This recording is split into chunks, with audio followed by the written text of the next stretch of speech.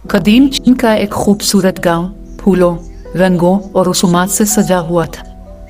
आज वहां एक खुशी का दिन था और लेनजी की शादी का दिन। वो गांव की सबसे खूबसूरत और नेकदिल लड़की थी।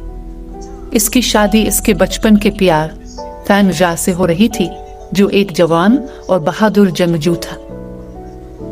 हर तरफ खुशियों की सदाएं थीं, लेकिन एक दिल में हसद की आग लगी थी। जिनली, जो कभी फैन जा का दोस्त था मगर अब दुश्मन बन चुका था।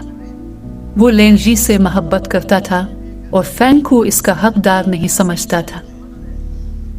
शादी की रात जब लेनजी सुर्ख लिबास में, हाथों में पत्तियों का गजरा लिए अपने शौहर का इंतजार कर रही थी, जिनली और उसके साथियों ने हमला कर दिया।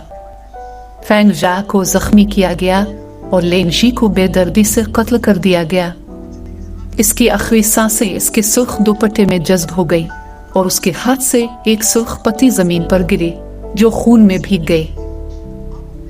गांव सोग में डूब गया, मगर कहानी यहीं खत्म नहीं हुई।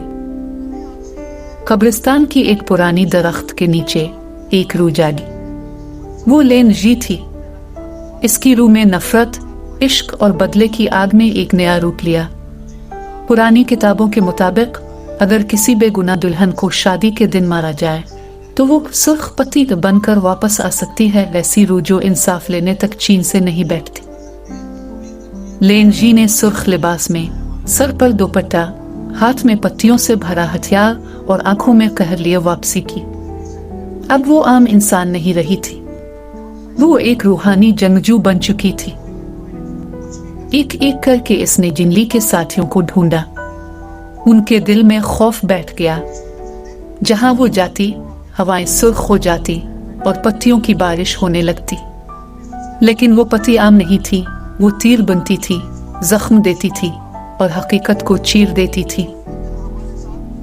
आखिर में इसने जिनली का सामना किया। एक शदीद जंग चली। जिनली तलवार से लैस था, मगर लेनजी की रूहानी ताकत, उसकी मोहब्बत और उसका दर्द इसके हर वार से भारी था। लेनजी ने आखिरी वार किया और जिनली इस जमीन पर गिरा जिसे इसने नापाक किया था। जमीन ने इसे निगल लिया और सुर्ख पत्ती की चमक आसमान पर बखर गई। इसके बाद लेनजी की रूह फैन जा के पास आई, एक आखिरी बार उसके चेहरे पर हाथ फेरा और आसमान की रोशनी में गायब हो गई। कहा जाता है, जब भी बहार आती है, एक सुर्ख पत्ती हुआ में रक्स करती है, याद दिलाती है कि सच्ची मोहब्बत कभी हारती नहीं और जुल्म का अंजाम हमेशा होता है।